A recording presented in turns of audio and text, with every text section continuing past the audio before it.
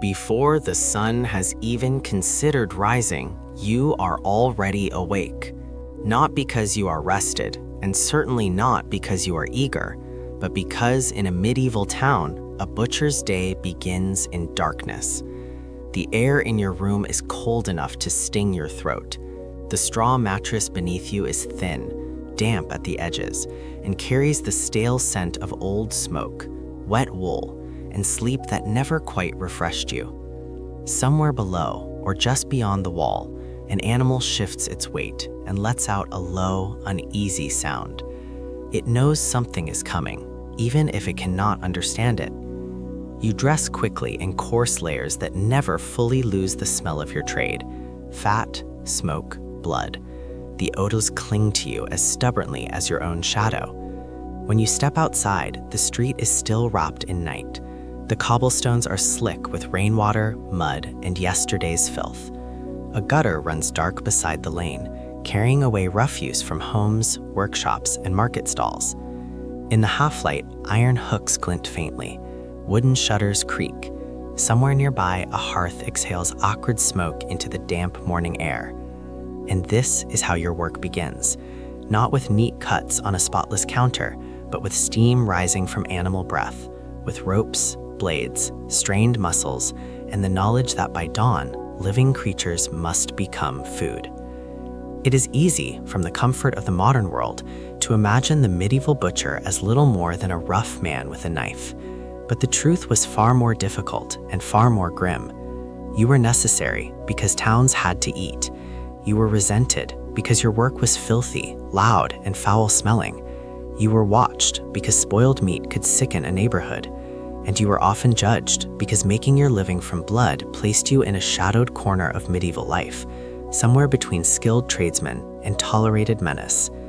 Tonight, we are stepping into that world. We will look at what it truly meant to live as a medieval butcher: the labor, the stench, the danger, the rules, the punishments, the hunger, the family life, and the quiet spiritual burden of killing for a living.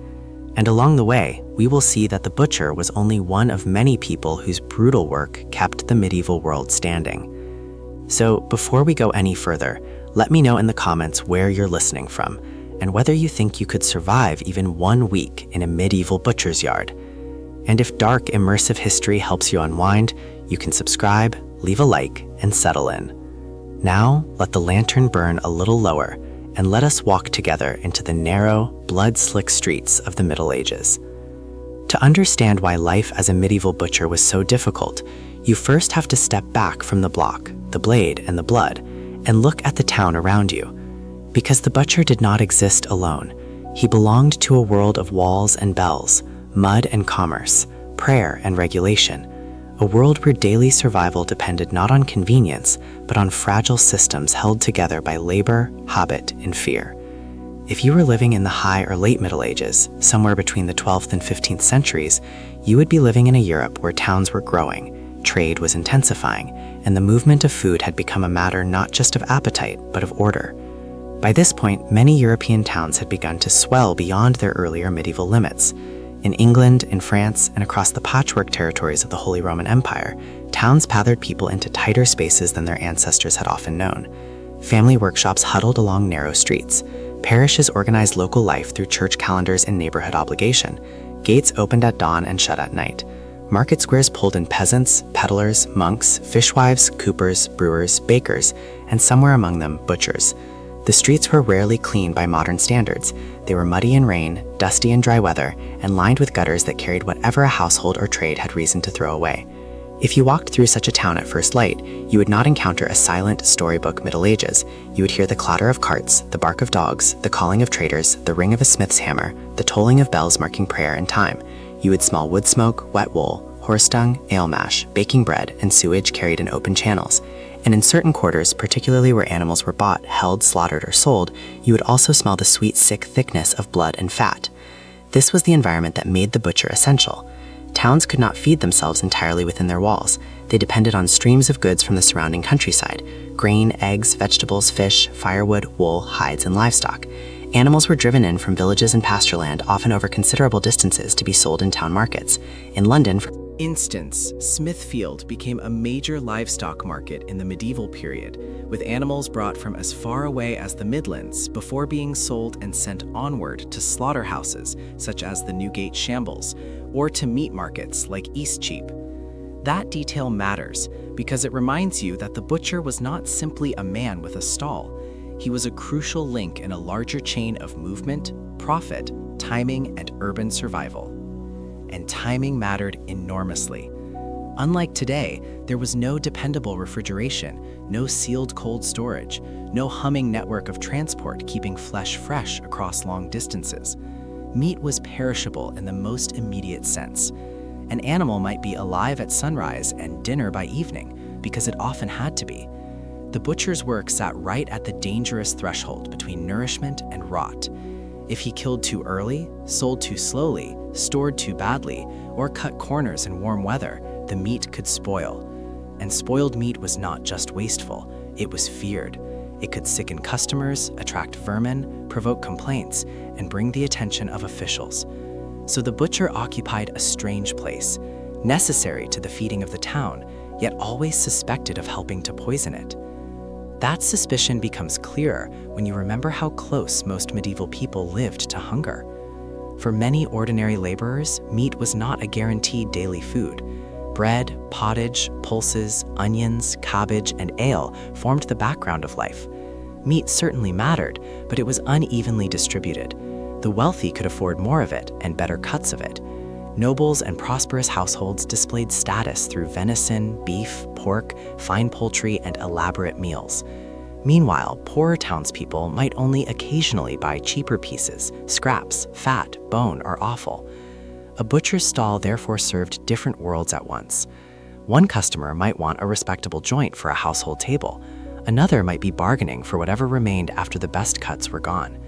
Even in the same town, meat could signal prestige to one man and mere survival to another. And so the butcher stood in the middle of class hierarchy.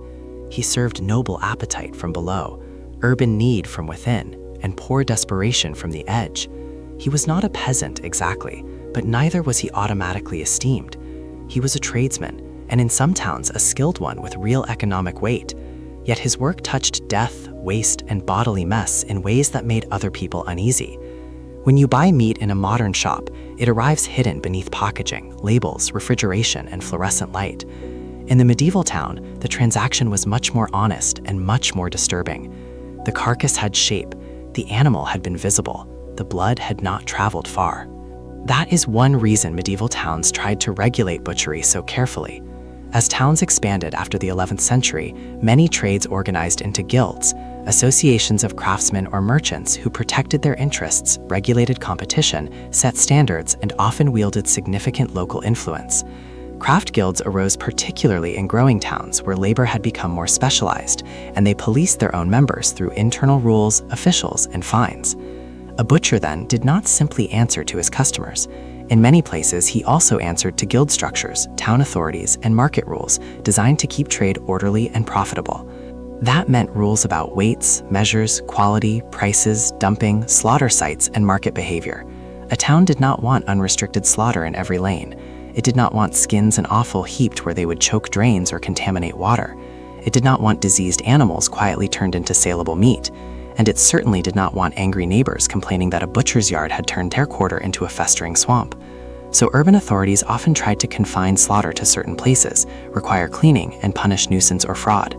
Medieval people did not understand bacteria in the modern sense, but they absolutely understood that foul air, rotting matter, and stagnant filth were dangerous. They were not indifferent to contamination, they were simply trying to manage it with the tools and beliefs available to them. That distinction is important, because one of the laziest myths about the Middle Ages is that everyone was simply dirty, ignorant, and resigned to living in filth. The truth is less simple and more interesting. Medieval town councils imposed cleaning obligations, regulated waste disposal, maintained water sources where possible, and sometimes provided public baths. In some places, residents were expected to clean the stretch of street outside their own home or shop. Regulations existed against dumping refuse into the road, even if such rules were not always followed. The problem was not that medieval people loved filth. The problem was that infrastructure, crowding, weather, animals, and limited medical understanding made cleanliness difficult to sustain. and few trades challenged that fragile cleanliness more than butchery. If you lived near a butcher's district, you lived near noise, animal panic, shouting, carts, droppings, flies, skins, bones, and runoff. The butcher's labor was not discreet. It left evidence. Even when byproducts could be sold or reused, fat rendered, hides tanned, bones repurposed, intestines cleaned for other uses, there was always waste, and waste had to go somewhere. In dry weather, smells thickened. In rain, fluids spread. In summer, rot advanced faster. In winter, cold preserved some things, but also turned streets into slick, foul channels of mud and frozen refuse. Religion made the butcher's position even more complicated. Medieval Christianity shaped the rhythm of eating. Meat was not simply food, it was morally charged. Feast days and fasting days structured the year. Lent was the most important season of abstinence, during which meat and animal-based products were forbidden for many observant Christians. And beyond Lent, some form of fasting was commonly observed on Wednesdays, Fridays, and Saturdays in late medieval Europe, along with additional eves and holy days depending on local custom. Depending on place, year, and personal devotion, the number of lean days could reach somewhere between 100 and 200 in a year. In other words, for a large portion of the calendar, meat was restricted, morally scrutinized, or absent from the table altogether. So imagine what that meant for a butcher. Your trade was vital, yet the faith of your society repeatedly instructed people to step away from your product. Clergy preached moderation, warned against gluttony, and linked fleshly appetite to broader concerns about sin and self-control. Meat, especially rich meat, could symbolize indulgence. Fish, by contrast, often carried associations more suitable to abstinence. None of this made butchers irrelevant, but it did place them under a strange moral shadow. They trafficked in what many wanted, what some could barely afford, and what the church often told people to limit. This tension between appetite and restraint, use and suspicion, helps explain why butchers were so often treated as socially ambiguous figures. They were strong men, usually. They needed force, steadiness, and endurance. They handled frightened animals, heavy carcasses, and sharp tools. They bargained in public and worked amid mess that many others preferred not to touch. Such qualities could command a certain rough respect, but they could also breed fear. A man accustomed to blood, accustomed to blades, accustomed to driving animals and cutting flesh, did not always appear gentle or spiritually refined. To respectable neighbors, he might look like a necessary danger. To officials, a potential nuisance. To preachers, a living reminder of bodily appetite. To laborers, perhaps, a useful man to know, if only because he might sell what others could not afford. And then there is the broader political truth. Feeding a town was never merely a private matter. Urban governments understood that food supply touched social peace. Bread shortages could bring unrest. Bad meat could bring sickness and outrage. Disorder in the markets could undermine trust and stability. That is why so many medieval authorities took food trade seriously. The butcher was therefore not just part of the economy, he was part of urban governance, whether he liked it or not. His work took place under the eye of the market, the guild, the parish, the neighborhood, and the law.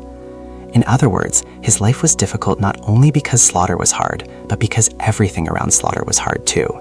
He lived in a crowded world where food spoiled quickly, where class shaped who ate well and who gnawed bones, where religion alternated between celebrating feasting and commanding abstinence, where neighbors complained about smell, and where officials tried, sometimes successfully, sometimes not, to impose order on a trade that was always threatening to spill beyond its bounds. So when you picture the medieval butcher, do not picture only the knife in his hand. Picture the town that needed him and recoiled from him. Picture the walls, the church bells, the market cries, the muddy lane, the council ordinance, the fasting calendar, the customer with too little coin, the noble household demanding quality, the poor family settling for scraps, the priest condemning excess, the neighbor cursing the stink, and the guild officer ready to inspect his scales. That is the setting. That is the world in which he wakes before dawn. And now that the town has come into view, we can move closer once again to the yard, the tools, the carcasses, and the brutal work itself. If you were a medieval butcher, the hardest part of your day would not begin when customers arrived. It would begin earlier than that, in the dim hour before. Market had properly awakened when the animals were still alive, still breathing, still resisting you. By then, the town bells might already have sounded once in the dark, and the lanes near the shambles would be stirring with the noise of hooves on wet stone, the creak of cartwheels, and the strained voices of men trying to move unwilling beasts through streets that were too narrow, too muddy, and too crowded for calm work. In places such as medieval London, animals were driven into major markets like Smithfield before being sent towards slaughterhouses and meat markets, which meant the butcher's labor began not with clean portions, but with a living weight, noise, and urgency. You would not be receiving a neat product, you would be receiving fear. A pig does not walk willingly toward death. A sheep may bunch and panic. A calf may pull suddenly against the rope. An ox, if badly handled, could become a danger to everyone around it. So before you ever touched knife to flesh, there was the rough choreography of control. Ropes tightened, poles nudging, hands gripping, boots sliding for purchase in mud and blood and straw. The work demanded force, but also timing. Too much panic in the animal and you risked injury, noise, confusion, wasted time. Too little firmness and you lost command of the entire yard. And time, above all things, was your enemy. Without refrigeration, meat had to move quickly from animal to carcass to customer. That meant the working day was organized around perishability. The killing had to happen early enough for the carcass to be cleaned, divided, and displayed before the warmth of the day began its quiet work of spoiling. Medieval town governments understood this problem well enough to regulate butchers closely, because in an age without cold storage, meat was safest when brought to market on four legs and slaughtered within controlled urban systems. So your morning would unfold as a chain of necessary violence.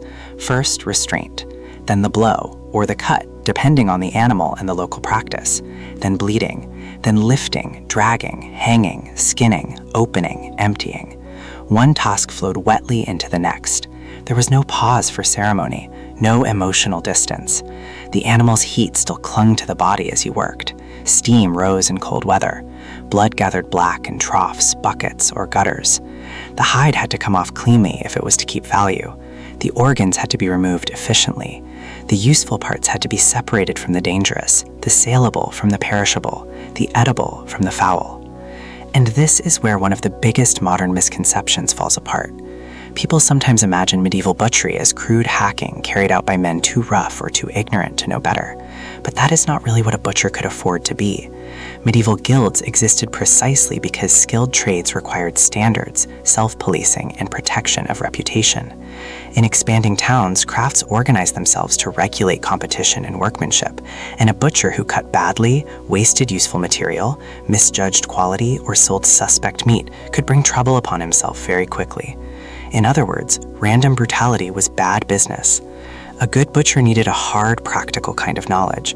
He needed to know where to cut so that meat came away in useful portions. He needed to understand how to separate hide from flesh without ruining the skin.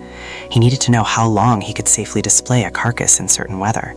He needed to judge whether an animal had signs of disease or whether a cut looked wrong, smelled wrong, or felt wrong to the hand. Medieval ordinances in English towns forbade the sale of diseased or rotten meat, including missel pork and meat from animals that had died badly, because authorities knew such sales threatened both health and order. So if you were incompetent, people suffered. Your customer might fall ill, your stall might lose trust, your guild might fine you, your neighbors might complain. The town authorities might inspect your conduct more harshly next time. The butcher's skill was not refined in a modern culinary sense perhaps, but it was absolutely technical. It was the skill of not wasting what could still be sold, not corrupting what still had value, and not turning a necessary trade into a civic nuisance more dangerous than it already was. And all of that knowledge lived in the hands. Hands gripping a knife worn smooth at the handle, hands red to the wrist in winter water, hands nicked, cracked, swollen, and toughened by repetition.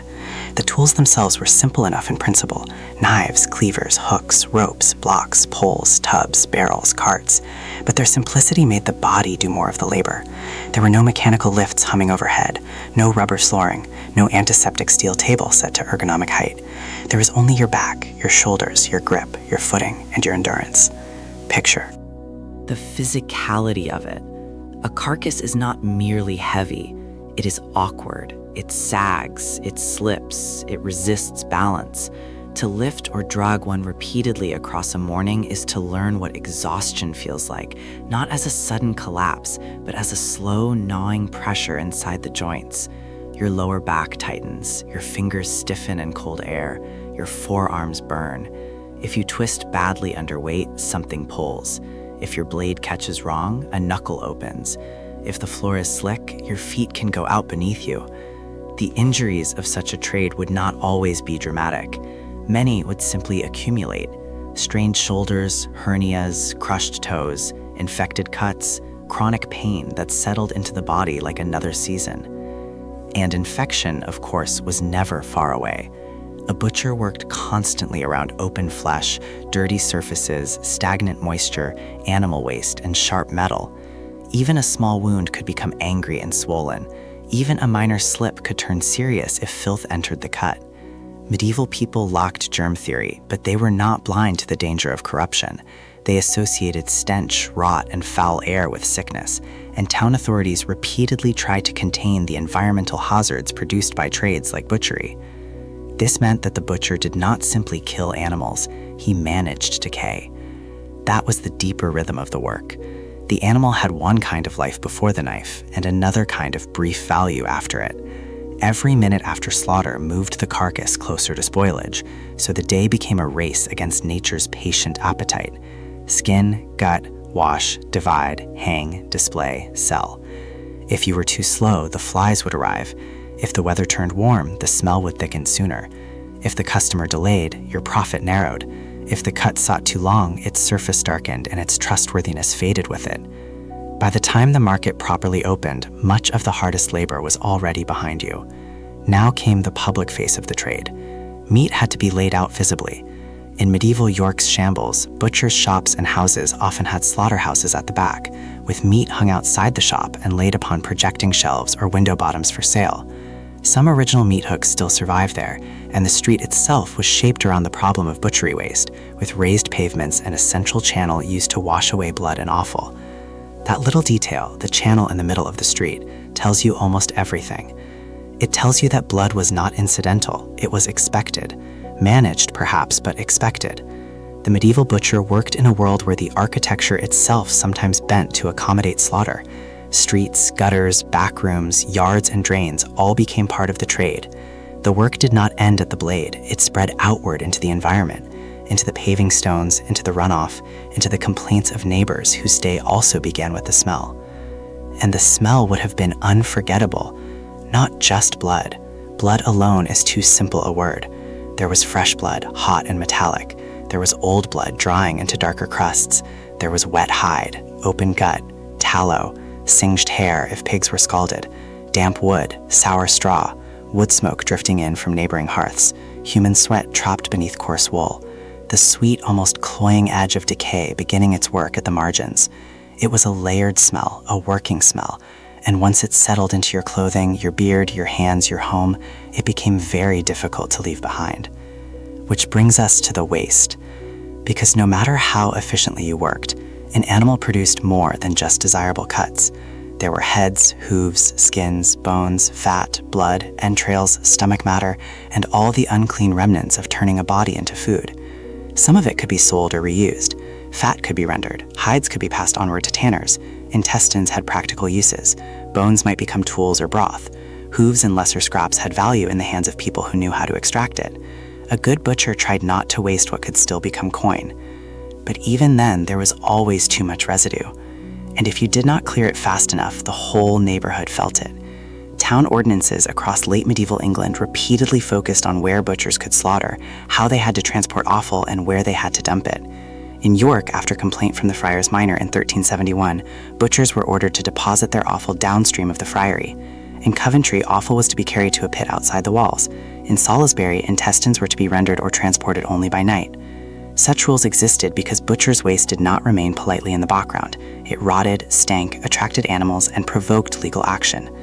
So imagine the apprentice, not the master butcher bargaining with customers, but the younger helper sent to deal with what everyone else would rather not. Touch. He scrapes at hide. He drags away entrails in a basket or barrow. He rinses boards stiff with grease. He carries buckets slopping red at the rim. He empties waste where he is told, or where he can, depending on rule, distance, and fatigue. His boots are never truly dry. His sleeves are never truly clean. He learns quickly that the trade is not only about meat, it is about aftermath. And apprentices learned by watching, then doing. A master could not afford softness in this education. The trade required hands that did not flinch too much, stomachs that held steady, and minds that remembered sequence: where to cut, what to save, what to discard, how to recognize when flesh had turned suspicious, how to sharpen, how to hang, how to portion so a carcass yielded the greatest return instead of becoming a heap of ruined material.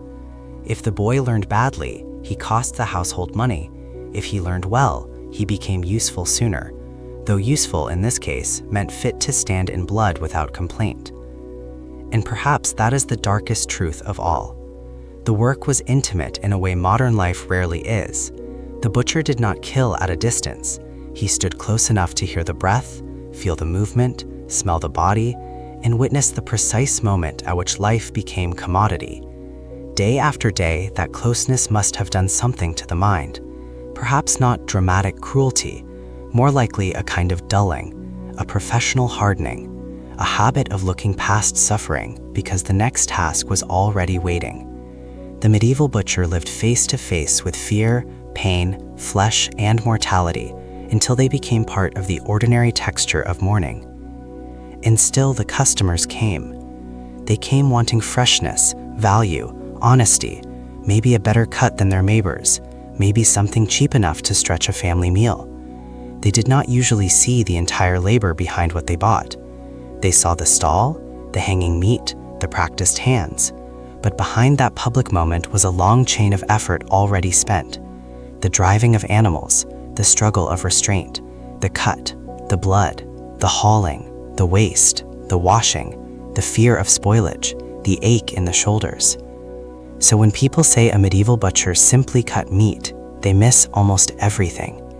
He managed animals before they were food and decay before it became danger. He needed strength but also judgment, nerve but also patience. He had to be fast enough to beat spoilage, careful enough to avoid waste, tough enough to endure the work, and skilled enough not to embarrass himself before customers, guild, or town officials. He stood between the living beast and the hungry town, and everything unpleasant in that transformation passed through his hands first. By noon, much of the evidence would already be thinning. The best cut sold, the street washed as well as it could be, the worst of the morning hauled away, but not all of it, never all of it. Some remained in the gutters, some remained in the air, and much of it remained in the body of the butcher himself, in his sore wrists, his stiff back, his scarred hands, and the smell that followed him home long after the stall was shut. If the slaughter yard was where the butcher earned his living, the rest of the town was where he paid for it. Because once the animals were cut, the hooks emptied, and the first rush of market trade had passed, the difficulty of the butcher's life did not fade away, it merely changed shape. The hardest burden was not always the blade in your hand or the carcass on your shoulder. Very often it was the fact that everyone needed you, and yet so few people were fully comfortable with what you were. You fed the town, but you also offended it. You made profit from flesh, and that alone could stain your reputation in the eyes of neighbors, priests, and officials. In medieval Europe, butchers lived in an uneasy space between necessity and contempt, between respect for their usefulness and suspicion of their trade. One historian has even described them as isolated within urban society by a kind of wall of contempt tied to the blood taboo surrounding their work. You can imagine how that suspicion would cling to a man. If you spent your days killing animals, handling knives, bargaining loudly, and standing in an apron stiff with old fat, people would draw conclusions about your character. They might assume you were hardened, rough, greedy, less delicate than other tradesmen, less trustworthy in matters of refinement, and certainly less clean. Medieval sermons and moral thinking often linked bodily appetite with spiritual danger, and the butcher's entire livelihood sat uncomfortably close to appetite in its rawest form. He did not sell bread, which could symbolize nourishment, or cloth, which could imply civility. He sold flesh. And flesh, in a Christian culture deeply concerned with restraint, fasting, gluttony, and sin, was never just another object on a table. So even when the butcher prospered, he could still seem morally suspect. That is one of the most interesting contradictions in the trade. Medieval guilds could confer legitimacy and even status. In towns such as York, butchers had their own guilds by the end of the 13th century, and by the 15th century, the city listed dozens upon dozens of guilds regulating the economic life of its citizens. Guilds maintained standards, inspected workmanship, fixed certain prices, oversaw apprentices, and gave tradesmen a collective voice in urban affairs. A successful butcher who rose to the level of master was not merely a laboring man with a knife. He was part of a recognized corporate body with rules, privileges, and influence. But status never entirely washed the blood away. A respectable guild master might own premises, train apprentices, maintain accounts, and deal confidently with civic officials. He might even become a figure of local weight. Yet the underlying trade still smelled of death. His customers saw what he sold hanging in plain sight. His neighbors smelled what he processed. His assistants dragged away the offal. His children stepped around the tools.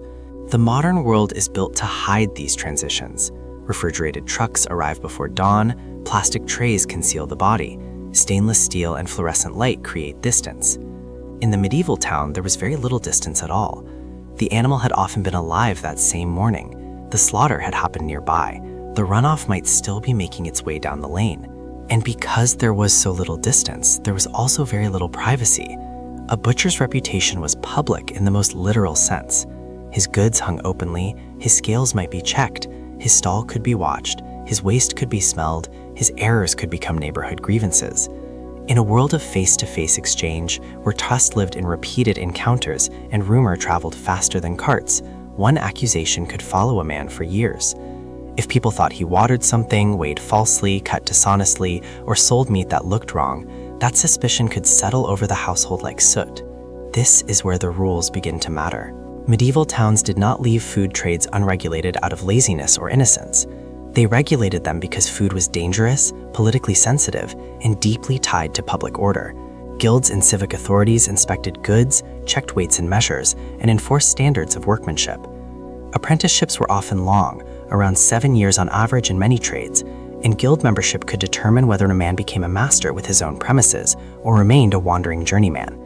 Regulation was therefore not an abstract matter. It shaped who got to work, how they worked, and how much dignity they could claim. So imagine entering the butcher's trade from the bottom. Perhaps your parents paid to place you with a master, perhaps they could not, and you learned by informal observation in the family business. Either way, the path upward was long and expensive. An apprentice was usually fed, housed, and clothed rather than paid. Years passed before real independence was possible. Even after training, skill alone did not guarantee advancement. To become a master required money for tools, premises, stock, and the social entry costs of the trade. A man could know the work thoroughly and still remain economically trapped beneath it. That fact alone made the butcher's life precarious. Livestock was expensive. A bad purchase could ruin a week. An illness passing through animals could destroy confidence and supply at once. Warm weather could turn good stock risky. Rain could slow traffic. Fasting seasons could change demand. A feast might increase opportunity. A stretch of lean days might tighten margins. In a business so bodily and so perishable, you were never far from loss. The carcass in your shop was not an abstract investment. It was time ticking in flesh. And officials knew exactly where to look when something went wrong. Late medieval English towns developed a strikingly detailed body of regulation around butchers. In Bristol, animals were to be slaughtered in ordained places. In Coventry, an ordinance of 1442 required butchers to kill larger animals only outside the walls, and all offal was to be carried to a pit beyond the city.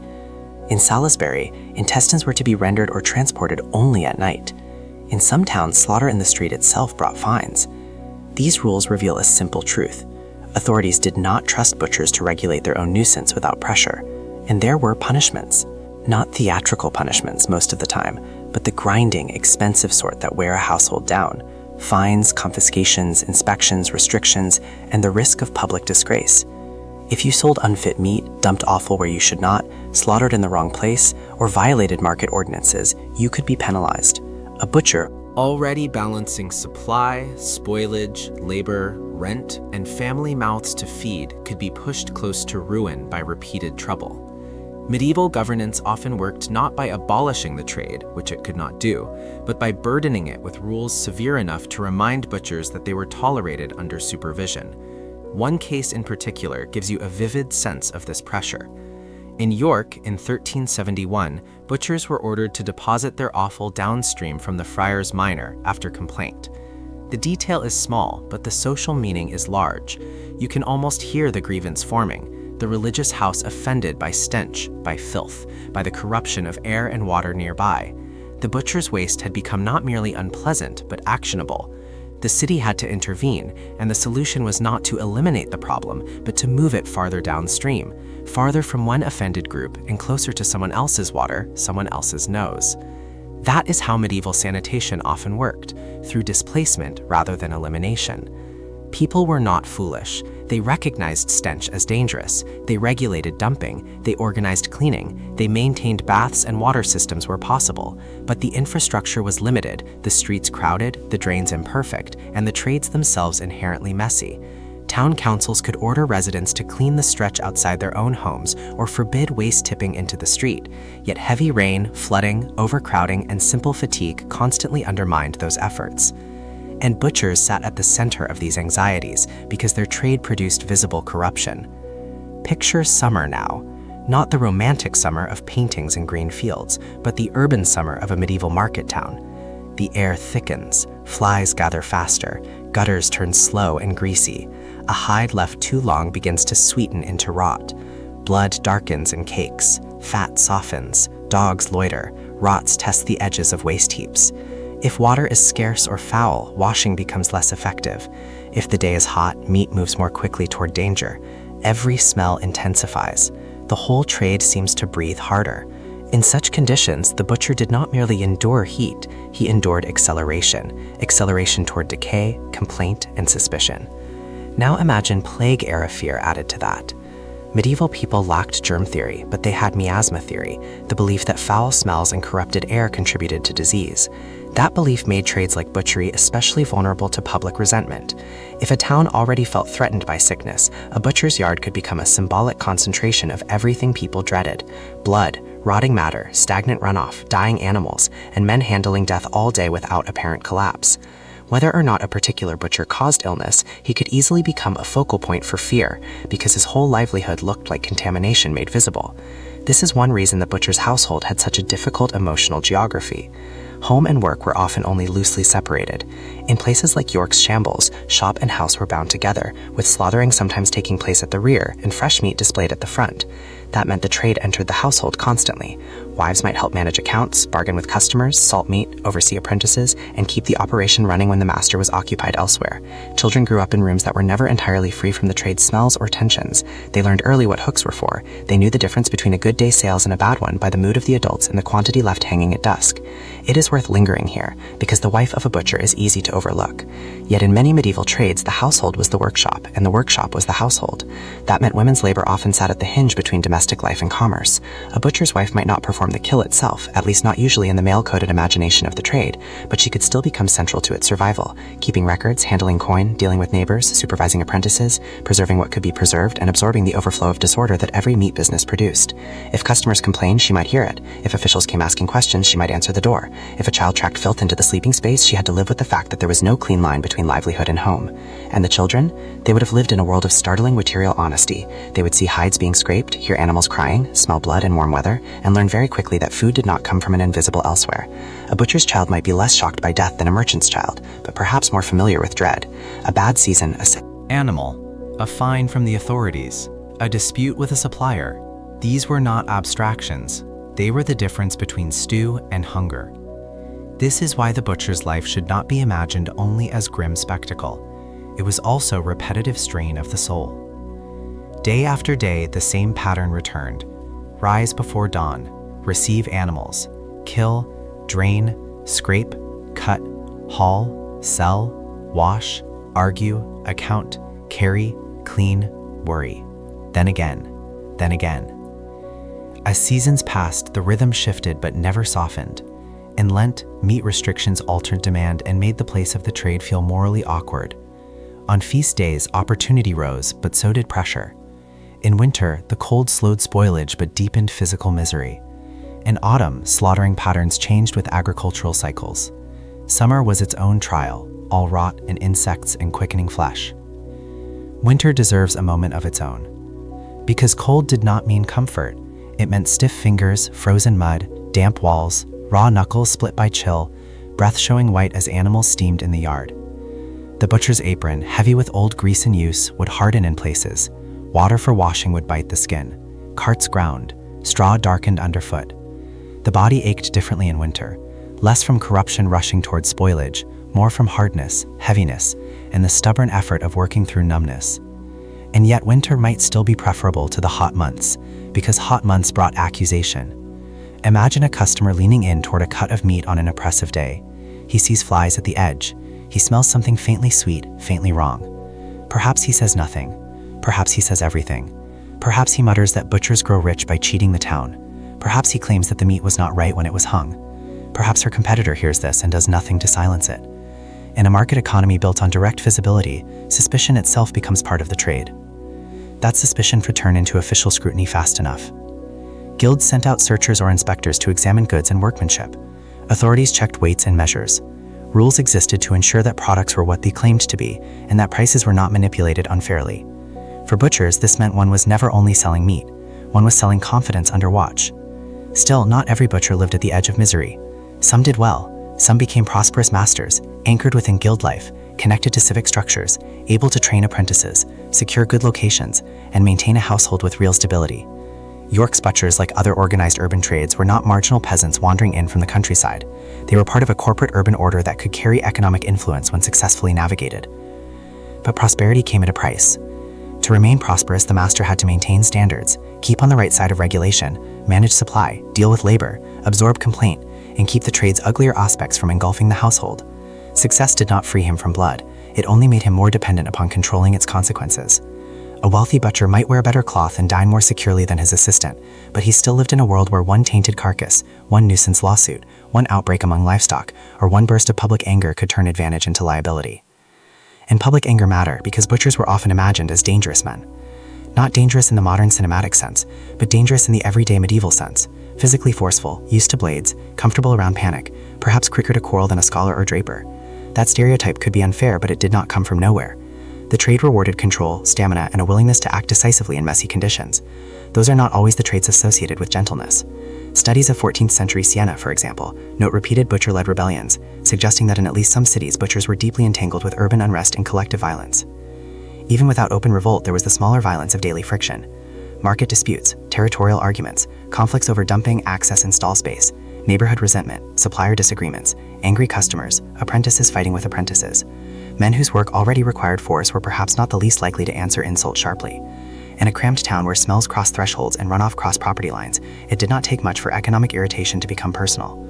Think again of the lane outside the shop, a neighbor trying to eat while flies gather because your waste has not yet been hauled away, a friar offended by corruption in the air, a customer insisting the cut is wrong, a municipal officer threatening a fine, your own assistant exhausted, clumsy, and slow, the dog nosing at something it should not, the drain blocked, the weather turning warm, the next delivery delayed. All of medieval labor was bodily, but butchery was bodily in a way that dragged the whole street into it. That is why some of the most revealing stories about butchers are not about killing at all, but about disposal. London's butchers, for instance, were granted access to areas around the Fleet for waste disposal, yet those arrangements themselves could become nuisances serious enough to provoke complaint and even demolition. One complaint described stench from a scalding house. Statutes and ordinances repeatedly targeted those who corrupted the air and polluted ditches, rivers, and waters with dung, garbage, and entrails. The problem was never simply one dead animal. It was the accumulation of a trade multiplied across a growing town. So when modern people imagine the medieval butcher, they often stop too soon. They stop at the kill because the kill is dramatic, but the harder truth is slower. The butcher's life was difficult because the work went on after the animal died. It went on in the drains, in the fines, in the rumors, in the wife's account book, in the apprentice's basket of entrails, in the child sleeping one room away from a wall that still smelled faintly of tallow and smoke. It went on in the moral unease of a Christian society that needed meat but distrusted flesh. It went on in the guild hall and the market quarrel in the summer heat. It went on because the town wanted food without filth, profit without nuisance, and necessity without the emotional cost of confronting what necessity looked like. But the butcher had no such luxury. You would come home carrying the day on you, on your sleeves, in your beard, under your nails, inside your shoulders. You could wash to a point. Medieval people did wash, and town life did include real concern for cleanliness, despite lazy myths to the contrary. But there are some labors that do not rinse off easily, and that may be the deepest contrast with modern life. Today, most people encounter meat at the end of a long hidden chain. The animal is absent, the fear is absent, the waste is absent. The blood is minimal, controlled, packaged, abstracted.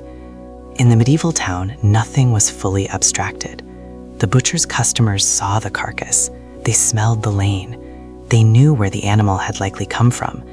They knew, too, that the same hands selling them dinner had spent the morning elbow deep in the transformation. There was almost no protective layer between consumption and mortality, which made the butcher both indispensable and unsettling. He stood where polite society preferred not to stand for too long. He handled what others needed handled and then asked, in effect, to be paid and tolerated for it. Sometimes he gained status. Sometimes he gained only blame. Sometimes he rose into guild respectability. Sometimes one bad season left him close to debt. Sometimes he fed the town efficiently. Sometimes the town stared back at him as though he were one more part of the corruption it feared. And tomorrow, before dawn, he would do it all again. And after all of that, the cold mornings, the slick stones, the heavy carcasses, the quarrels, the inspections, the waste, the smell, you are left with a quieter question. What would it do to a person to live like this for years? Not for a single morning, not as some grim curiosity, not as a story told by candlelight long after the danger has passed, but as the ordinary shape of a life. What would it mean to wake before dawn and know that before the town had properly opened its shutters, you would already have stood close to fear, close to blood, close to the dull mechanical work of turning a living creature into food? Medieval butchers lived inside that question every day, whether they had words for it or not. Their work was not only hard on the body, it was hard on the spirit, hard on the nerves, and hard on whatever part of a person still wished to look away. Perhaps after enough years, familiarity dulled pity. That is one possibility. Repetition has a way of sanding down the sharpest edges of feeling. A man who does the same harsh thing every morning may stop reacting to it in the way an outsider would. He may come to think first not of suffering, but of sequence. Restrain, cut, drain, lift, clean, divide, sell. He may learn to step over the emotional difficulty because there is too much practical difficulty already pressing in on him. And yet there is another possibility too, that the work never became easier in any deep sense, only more ordinary. That the butcher learned not indifference, but endurance. That he carried a kind of heaviness so familiar it no longer announced itself as pain. This is part of what makes the trade so haunting. The butcher stood near death so often that death itself ceased to be hidden. In the modern world, death is frequently concealed, softened, handed over to specialists. Institutional walls, refrigerated spaces, sealed packaging, and careful language. In the medieval town, death was far more public. People saw animals driven to market. They saw carcasses hanging. They knew where blood ran. They heard church bells for funerals. They watched plague carts, mourners, and processions. The butcher's life was difficult not only because he labored, but because he labored in a world where mortality was not disguised. It was part of the street, part of the season, part of the week. And religion did not remove that burden. If anything, it sharpened it. The Christian calendar gave medieval life its rhythm. Feast days, saints' days, fasts, vigils, Lent, Fridays of abstinence, and many other moments when appetite itself became morally supervised. Meat was not neutral within that world. During Lent, meat and animal products were forbidden, and in late medieval Europe, some form of fasting was commonly observed on Wednesdays, Fridays, and Saturdays, along with additional abstinence on other holy days. Depending on time and place, somewhere between a quarter and half of the year could be lean. That meant the butcher's trade existed inside a culture that repeatedly reminded people to restrain the very hunger that kept him employed. So imagine being a butcher in that religious atmosphere. You sell what people crave, but your society teaches them over and over again that craving can be dangerous. You profit from flesh while priests speak of discipline, moderation, and the control of bodily desire. You kill for a living while also inhabiting a moral world where blood, death, and appetite are charged with spiritual meaning. Even if no one openly condemned you on a given day, the trade itself stood under a sort of permanent cloud.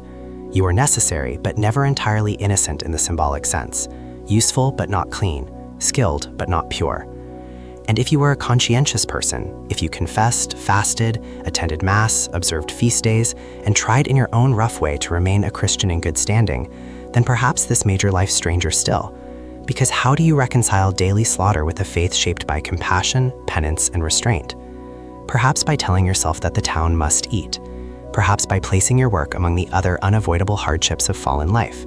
Perhaps by distinguishing animal death from murder, necessity from excess.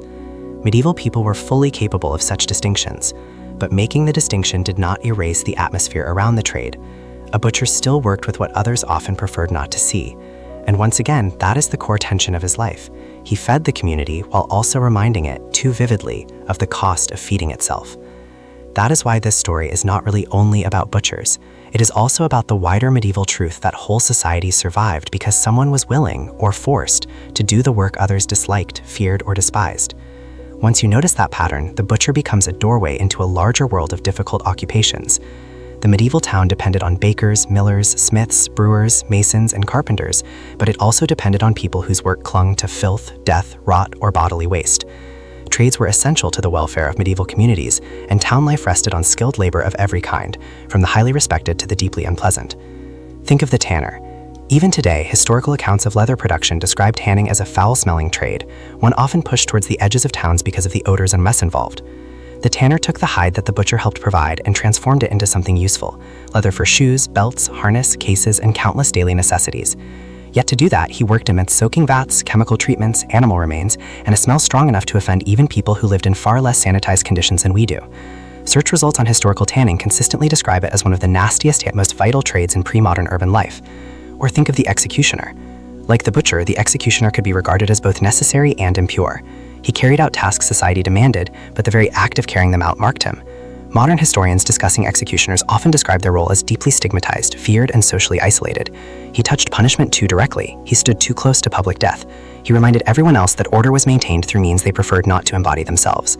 In that sense, the executioner and the butcher belonged to a similar moral family of labor, indispensable, visible, and tainted by contact with what polite society wanted done but did not wish to claim. And then there were workers even lower in dignity. The cleaners of cesspits, the handlers of dead animals, the removers of urban waste. In later English usage, the gong farmer became the man who dug human waste from privies and cesspools, a job so revolting that its very name survives as a symbol of miserable labor. Whether in the strict Middle Ages or the centuries brushing up against them, such work reveals the same cruel pattern again and again. Communities desperately needed these services, but gratitude did not translate into honor. That is the and more hidden inside the butcher story. His life was not uniquely grim, it was representative. Medieval survival rested on bodies doing unpleasant things in close quarters with danger, decay, and exhaustion. It rested on hands in filth, backs underweight, lungs in smoke, feet in mud, and consciences learning to live alongside necessity. When modern people romanticize the Middle Ages, they often notice the stone churches, the banners, the candlelight, the cloisters, the manuscripts, the music echoing beneath vaulted ceilings. And all of that is real. But beneath that beauty stood labor of a much rougher kind. Somebody hauled the waste, somebody cleaned the blood, somebody cured the hides, somebody cut the flesh, somebody did the jobs that no illuminated manuscript lingers over for very long. So if we return now to the butcher, we can finally see him more clearly. Not as a cartoon villain with a cleaver, not as some crude relic from a barbaric age, but as a human being caught inside a demanding system of food, faith, class, regulation, and bodily work. He needed strength, yes, but strength was the simplest part. He also needed judgment, timing, skill, endurance. He had to navigate guild expectations, customer suspicion, neighborhood resentment, municipal rules, religious rhythms, and the constant threat of waste turning into accusation. He had to earn money from perishable goods without provoking scandal. He had to keep his household afloat while the entire town remained half grateful and half repelled. And so the great themes of his life gather together at the end. Necessity and disgust, that may be the first and strongest. The town needed meat and the town needed butchers, but the same people who depended on the trade recoiled from its smells, sounds, and visible reminders of mortality. Then skill and stigma. The work required knowledge. Medieval towns regulated trades precisely because skill mattered. Apprenticeships, inspections, and guild structures existed to maintain standards and to distinguish competent work from dangerous fraud. Yet even a skilled butcher could still be socially stained by what he handled. Then profit and punishment. A butcher could earn a living and sometimes even rise within urban society, but every profit sat under the shadow of spoilage, complaint, fines, regulation, and moral suspicion. Animals were costly, waste disposal was difficult, neighbors complained, officials inspected. Bad weather, bad stock, or bad judgment could turn a week's work into loss. And finally, community dependence and social exclusion. The butcher belonged to the town because the town could not function without him, but he was also held at a certain distance by the very intimacy of his work, with blood, flesh, smell, and death. He stood inside the community and slightly apart from it at the same time. That double position may have been one of the hardest burdens of all. There is something quietly humbling in that, because if you look carefully, the medieval butcher's life reveals a truth that still applies now, though we hide it more effectively. Convenience almost always rests on invisible labor. Cleanliness rests on someone cleaning. Order rests on someone managing disorder. Food reaches us because someone else handled the unpleasant middle stages that stand between appetite and satisfaction. The difference is that today those middle stages are often distant, geographically distant, socially distant, emotionally distant. They happen in facilities, behind regulations, behind packaging, behind technologies that create comfort by concealing process. The medieval town had much less power to conceal. Its streets were narrower, its smells traveled farther, its trades pressed up against one another, its poor lived closer to hunger, its waste systems were weaker, its religious calendar touched eating habits more openly, its people saw the chain of survival more directly. If you bought meat there, you were closer to the animal, closer to the labor, closer to the blood, and closer to the fact that all nourishment has a cost. So perhaps the final feeling this story leaves you with is not horror exactly, but gratitude. Gratitude for refrigeration, for sanitation, for distance where distance is merciful, for the fact that most of us do not need to begin the day with a rope in one hand and a blade in the other. Gratitude too for the layers of infrastructure, often unnoticed, often underappreciated, that spare us the bodily relentlessness of medieval survival. It is easy to complain about plastic wrapping, labels, trucks. Inspections, drains, cold rooms, and municipal systems. But those things are, in their own quiet way, triumphs. They are buffers between ordinary life and the rawness that butchers once inhabited as routine. And still, there is value in remembering the old world honestly, not to romanticize it, not to mock it, but to understand it. To see that history was built not only by kings, crusades, cathedrals, and chronicles, but by grim workers standing in narrow lanes before sunrise, doing what had to be done so that others might eat. The medieval butcher was one of those workers. He was not noble in the storybook sense. He was not pure. He was not comfortable, but he was central. So as the fire burns lower and the market noise fades, and the wet stones of the lane darken into night once more, let the figure of the butcher remain for a moment in your mind. A man tired in the shoulders, rough in the hands, watched by officials, complained about by neighbors, needed by customers, judged by moralists, bound to a trade that fed the town while marking him with its stain. A life of skill without ease, necessity without admiration, labor without distance from what labor really meant. If you've made it this far, let me know in the comments, which medieval job do you think would have been the worst to endure? And if you enjoy these dark, slow journeys into the harder edges of history, you can subscribe and return for more. For now though, let the bells fall silent, let the shutters close, let the gutter carry the last thin trace of the day away into darkness, and leave the butcher at last where he so often stood, between hunger and sleep, between the living and the dead, between the town's need and the town's unease. Good night.